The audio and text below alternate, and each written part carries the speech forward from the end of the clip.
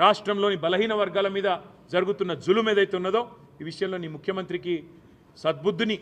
ప్రసాదించే విధంగా ఆ అంబేద్కర్ గారి సాక్షిగా అంబేద్కర్ గారి వర్ధంతి సాక్షిగా ఖచ్చితంగా ఆదేశాలు ఇవ్వాలని కోరుతూ మరి ఇవాళ మమ్మల్ని పోనీయకుండా మేము పోదామనుకున్నాం ఆ 125 అడుగుల నిడివి ఉన్న డాక్టర్ బాబాసాహెబ్ విగ్రహం దగ్గర పోయి అవసరమైతే స్వయంగా మేమే చీపుర్లు బట్టి ఈ ముఖ్యమంత్రి పట్టించుకుంటలేడు ఈ ప్రభుత్వం పట్టించుకుంటలేదు మేమే శుభ్రం చేద్దాం చీపుర్లు బట్టని మేము బయలుదేరుతుంటే మా అందరి ఇళ్ల ముంగట పోలీసులు మా ఎమ్మెల్యేలు మా నాయకులందరూ హౌస్ అరెస్ట్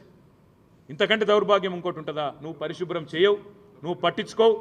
మమ్మల్ని ఈరోజు ఇక్కడ హౌస్ అరెస్ట్ చేస్తా ఉన్నావు మా తెలంగాణ భవన్ మా పార్టీ కేంద్ర కార్యాలయం ఇక్కడ అంబేద్కర్ గారి వర్ధంతి కార్యక్రమం చేసుకుంటామంటే ఇలా మీరు బయటికి పోయి చూడొచ్చు గేటు ముందా ఈరోజు దాదాపు ఒక 100 మంది పోలీసులు ఉన్నారు ఇదేనా ఇందిరమ్మ రాజ్యం అంటే మీరు చెప్పిన ఇందిరమ్మ రాజ్యం ఇదేనా ఎమర్జెన్సీ రోజులను తలపించే విధంగా ఎక్కడికక్కడ పోలీసులతో గొంతు నొక్కే ప్రయత్నం చేయడమే మీరు చెప్పిన ఇందిరమ్మ రాజ్యమా నేను అడుగుతా ఉన్నా చివరిగా ఈ రాష్ట్ర ప్రభుత్వానికి చెప్పేది ఒకటే కేసులు ఎన్నైనా పెట్టుకోండి ఏం చేసుకుంటారో చేసుకోండి మా నాయకుల మీద మీరు ఏం చేసినా పర్వాలేదు కానీ 9వ తారీఖు నుండి ప్రారంభమయ్యే శాసనసభ సమావేశాల్లో శాసన మండలి సమావేశాల్లో తప్పకుండా మీ ప్రభుత్వం యొక్క నిర్వాకాన్ని సంవత్సరం పూర్తయిన తర్వాత మీ రాష్ట్ర ప్రజలకు చేస్తున్న అన్యాయాన్ని ఎలుగెత్తి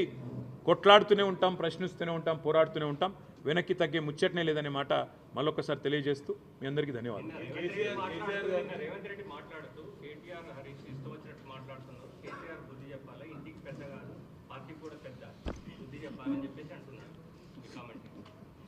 రేవంత్ రెడ్డి మాట్లాడిన మాటలు సంవత్సర కాలంగా రాష్ట్ర ప్రజలందరూ చూస్తూ ఉన్నారు నోటికి హద్దు అదుపు లేకుండా కనీసం మర్యాద సంస్కారం అనేది లేకుండా గతంలో సోనియా గాంధీ గారిని ఎట్లయితే ఇదే నోటితో అడ్డమైన నోటితో దూషించినాడు సోనియా గాంధీ గారిని బలిదేవత అని ఆనాడు వేరే పార్టీలో ఉండి దూషించాడు అదే పద్ధతిలో ఇవాళ మళ్ళీ తెలంగాణ ప్రధాత కేసీఆర్ గారిని మళ్ళీ ఈయన మాట్లాడిన మాటలు రాష్ట్ర ప్రజలు మొత్తం చూసినారు కేసీఆర్ గారికి రేవంత్ రెడ్డి వచ్చి